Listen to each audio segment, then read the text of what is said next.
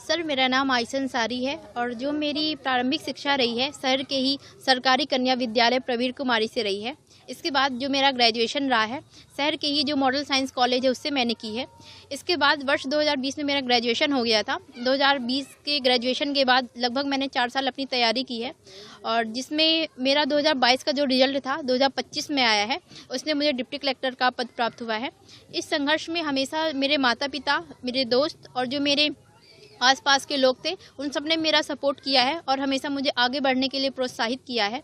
एवं सर, इसके साथ ही कहीं ना कहीं जो एक मुस्लिम समुदाय है, न केवल मुस्लिम समुदाय बल्कि हमारे समाज की बाकी सभी लड़कियां हैं जो शिक्षा के लिए कहीं ना कहीं इतनी रुचि नहीं रखती हैं, मैं उन सबसे यही कहना चाहूँगी कि अपने समाज को आगे बढ़ाने के लिए, न केवल मुस्लिम समुदाय को बल्कि पूरे समाज को आगे बढ़ाने के लिए शिक्षा एक बहुत बड़ा हथियार है आपका। उसे आप अपनाएं और अपनी जो घर की रूढ़ियाँ हैं उसको तोड़कर हमेशा आगे बढ़ने की ओर अपना जो लक्ष्य है उसको अग्रसर करें।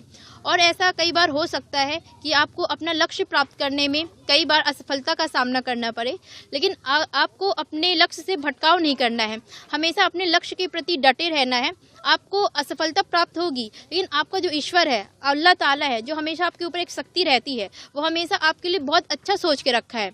वो कहीं ना कहीं आपको एक बहुत अच्छे मुकाम तक पहुंचा सकता है। मैं सबसे यही कहना चाहूँगी। धन्यवाद। पापा आपके ऑटो चलाते हैं, किस स्थिति में आपको पढ़ाए हैं, उसके बारे में कुछ थोड़ी जानकारी?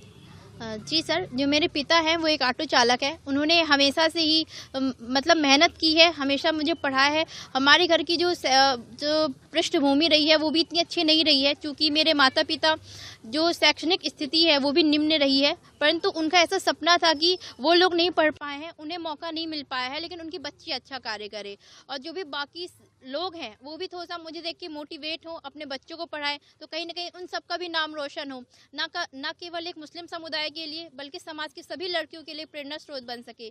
तो इसे सबके विश्वास था कि और मेरे माता पिता का सपोर्ट रहा है कि आज मैं डिप्टी कलेक्टर के पद पर चयनित हुई हूँ। आपने अपने साथ देखा होगा कि स्कूल के जो कॉलेज में जब जाती हैं आप, तो वहाँ पे देखा है कि बच्चियाँ स्कूटी से आती हैं, तो क्या लगता था आपको कि मेरे पापा भी स्कूटी वगैरह चलाते, उस तरह की कुछ ऐसी चीज़ें?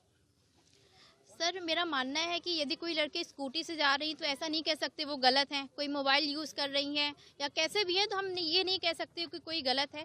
सब अपने कंफर्ट जोन के हिसाब से कार्य करती हैं। मेरा व्यक्तित्व सरल है, मैं सरल रहना पसंद करती हूँ, लेकिन कुछ लड़कियाँ स्कूटी चलाने के बाद भी अच्छे मुकाम तक जा सकती हैं। लेकिन ये था कि हमें अपने घर की जो परिस्थितियाँ हैं उसको ध्यान में रखते हुए, अपने माता पिता की जो आर्थिक स्थिति है उसको ध्यान में रखते हुए कार्य करना चाहिए और कभी भी किसी भी चीज़ के लिए अपने माता पिता से जिद नहीं करना चाहिए, क्योंकि वो दुनिया भर की तमाम खुशियां हमें देने के लिए मेहनत करते रहते हैं। ऐसी कोई सलाह आपने हम बच्चियों को भी जिस तरह से आपने मुकाम पर पाया है और कुछ? सर, मैं अपने जो हम उम्र के लोग हैं उनसे यही कहना चाहूँगी, आपका जो भी लक्ष्य है उसके लिए लगातार प्रयासरत रहिए, अपने माता पिता पे विश्वास करिए, अपने ईश्वर पे विश्वास करिए और जो भी आपकी जो भी मेहनत है उसको पूर्णतः प्रयास करते रहिए और अपना संघर्ष करना मत छोड़िए, क्योंकि संघर्ष का एक पड़ाव होता है सफलता, वो आपको जरूर मिलेगी। जैसे मुझे मिली है तो बाकियों को भी मिलेगी और मैं इसके स्रोत हूँ, क्योंकि जो मेरी वो शैक्षणिक पृष्ठभूमि है वो भी इतनी अच्छी नहीं रही है, आर्थिक पृष्ठभूमि भी इतनी अच्छी नहीं रही है, लेकिन फिर भी मैं आज डिप्टी कलेक्टर के पद पर हूँ। तो जो अच्छी परिस्थितियों में है वो अगर थोड़ी सी भी मेहनत कर लेंगे तो और अच्छी जगह पे जा सकते हैं। आप इस पोस्ट पे पहुंच गई हैं तो हाँ। आपका सबसे पहला काम क्या रहेगा कि किस तरह की स्थिति को आप फेस करेंगे? सर, जो मेरा कार्य रहा है मुख्यतः शिक्षा पे ही रहा है, क्योंकि शिक्षा की वजह से ही मैं यहाँ तक पहुँची हूँ। अगर शिक्षा नहीं होती तो मैं यहाँ पे नहीं पहुँचती। तो मुझे लगता है कि जो भी शिक्षा है, लोगों में अवेयरनेस फैलानी है कि शिक्षा एक बहुत अच्छा माध्यम है अपनी जो परिस्थितियाँ उसको बदलने के लिए। यदि आप शिक्षित हो जाएंगे तो न केवल अपने परिवार के लिए बल्कि अपने पूरे समाज के लिए एक रोल मॉडल बन सकते हैं, कि सभी लोगों के लिए एक प्रेरणा बन जाएगी कि अगर वो लड़की कर सकती है तो हम क्यों नहीं कर सकते हैं।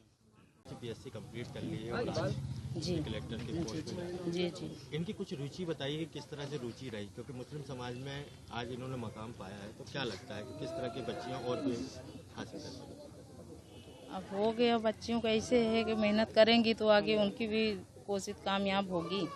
अब उनकी रुचि तो ऐसा कुछ नहीं था, उनकी जिद कोई नहीं थी कि नहीं हमको ये चाहिए वो चाहिए, बस अपने पढ़ाई में रखती रही, कोई उनका वो नहीं था।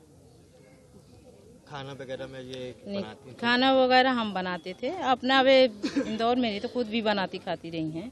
और घर का जो काम था हम सब करते थे, उनको बस पढ़ाई में रखते थे कि अब पढ़िए हो गया, हम कर रहे हैं काम घर के सब। बच्ची को पढ़ाने में कैसे इंतजाम किया आपने कि बच्ची वहाँ तक जाए?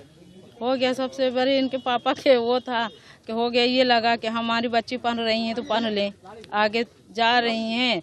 अच्छा था उनका सब पढ़ाई में, तो बोले पढ़ के वो बहुत परेशानी भी आई, बहुत कठिनाई, लेकिन इस मुकाम में उनको पहुंचाए हम। जैसे कि मैं सो रहा हूँ तो पिताजी को जगाना है मुझे, तो वो डायरेक्ट उठाने के बजाय, और हिंसा की परंपरा मेरे यहाँ नहीं थी सौभाग्य से, तो वो क्या करते थे कि उस कमरे में आ जाएंगे या बाहर से गुजरेंगे और चौपाई बोलेंगे, प्रात काल उठ के रघुनाथा मात पिता गुरु नावई माता। कभी कभी मैं गुस्से में उठ करके अरे पापा, चरण स्पर्श किया और सो गया। मैंने कहा अब मत उठाना।